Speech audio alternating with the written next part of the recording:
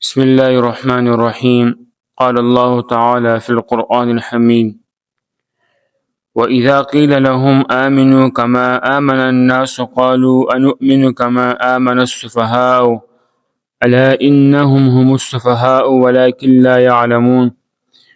وإذا لقوا الذين آمنوا قالوا آمنا وإذا خلوا إلى شياطينهم قالوا إنا معكم إنما نحن مستهزئون الله يستهزئ بهم ويمدهم في طغيانهم يعمهون. صدق الله العظيم. اول سپاری دویم رکوع ده سورة البقره آیات نمبر 13 ده. بسم الله الرحمن الرحیم. وإذا قيل لهم او چکل ویل شي لهم دوی تا آمنو تاسو ایمان راوړئ کما آمن الناس لکه څنګه چې ایمان راوړی دی نور خلکو قالو نو دوی وایي انؤمنو آیا مونږ ایمان راوړو کما لکه څنګه چې آمن السفهاء ایمان راوړی دی نور خلکو آمن السفهاء ایمان راوړی دی بیوقوفو الا خبردار انهم هم السفهاء هم بشک دوی بیوقوف دی ولكن لا يعلمون لیکن دوی نپویږي.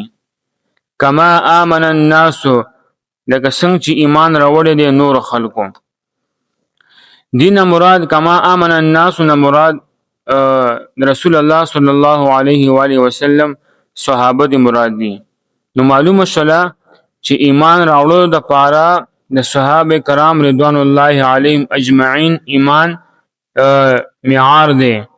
او بل دا چې منافقان ویل چې څنګه بیوقوف ایمان راوړی دی په دې سره د هغې مراد هم د رسول الله صلی الله علیه و آله وسلم صحابه دي. دې آیت کریمه نه استدلال کړی شوی دی چې څوک صحابو ته چې کوم دی سپکې وایي ردې بدې وایي نو د هغې رد کول دا پکار دی نه دی. الا انهم هم السفهاء بشکه هم دی بیوقوف دی ولكن لا يعلمون لیکن دوی نه پوهیږي. نو معلومه شوله چې صحابه کرام رضوان الله علیهم اجمعین ته کنځلې کول د الله رب العالمین ته ناخوښه ده. او منافقانو یو ځل چې صحابه کرامو ته بیوقوف وویلو نو الله رب العالمین په قرآن مجید فرقان حمید کې دا آیت کریمه نازله کړه تر څو پورې چې قرآن مجید فرقان حمید ویل کېږي د قرآن تلاوت کېږي منافقان ته به دا ویل کېږي چې منافقان بیوقوف دي او هغې د خپل جهالت نه هم ناخبره دي نه او په دایمي جهل کې گرفتار دي. نو په دې آیت کریمه نه دا معلومه شوله دې آیت کریمه سره چې صحابه کرام رضوان الله علیهم اجمعین ته کنځلې کول څوک چې کنځلې کوي د هغې رد دا پکار دی او صحابه کرام رضوان الله علیهم اجمعین دفاع پکار ده دا سنت الهیه دی. واذا لقوا الذين او چې کله منافقان یوځای شي الذين امنوا خلق سره چې ایمان راوړی دی قالوا نو وایي دوی آمنا من ایمان راوړی دی واذا او کله چې خلو ځان نشي الی شیاطینهم سره د خپل شیطانانو قالوا نو وایي انا معکم یقینا من خو تاسو سره یو انما نحن بشک من خو مستهزئون ټوکې کوونکي. بعض یهودیان منافقان به چې کله صحابه کرام رضوان الله علیهم اجمعین سره ملاقات وشو هغې ته به میلاو شول نو هغې ته به ویلي چې موږ تاسو سره یعنې مطلب موږ په ستاسو په دین باندې.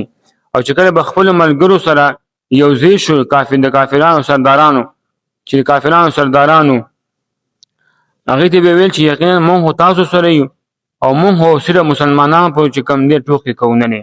دا د منافقانو چې کوم منافقت الله رب العالمین هغه ظاهره کړو چې دا په ظاهره باندې چې کوم دی مسلمانان صحابه سدي او چې کله ځان نشي په باطن کې په خلوت کې چې کوم دی دا خپل شیطانانو چې کوم کافران دي هغې سره دي.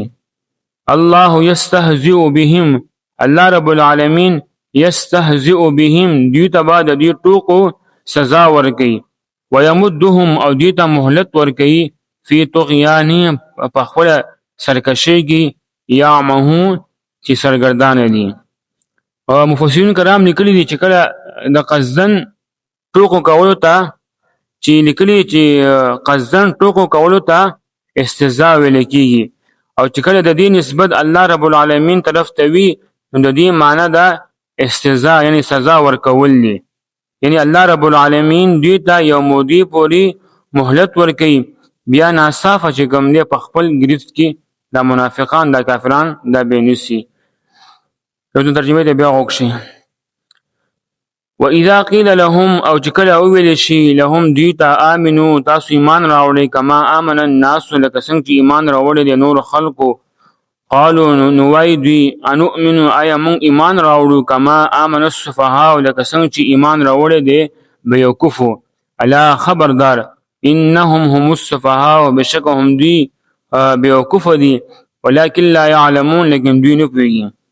واذا لقوا الذين امنوا او چې کله د منافقان یو ځای شي د خلکو سره چې ایمان راوړی دی قالوا نو وایي دوی آمنا موږ ایمان راوړی دی واذا او کله چې خلو ځان نشي الى شیاطینهم سره د خپلو شیطانانو قالوا نو وایي دوی انا معکم چې یقینا موږ تاسو سره یو انما نحن مستهزئون بشک موږ یو ټوکې کوونکي. الله رب العالمین یستهزئ بهم دوی ته به د دې ټوکو سزا ورکوي ویمدهم او دوی ته مهلت ورکوي فی طغیانهم په سرکشۍ خپله کې یعمهون چې سرګردانه دي. وما علینا الا البلاغ المبین.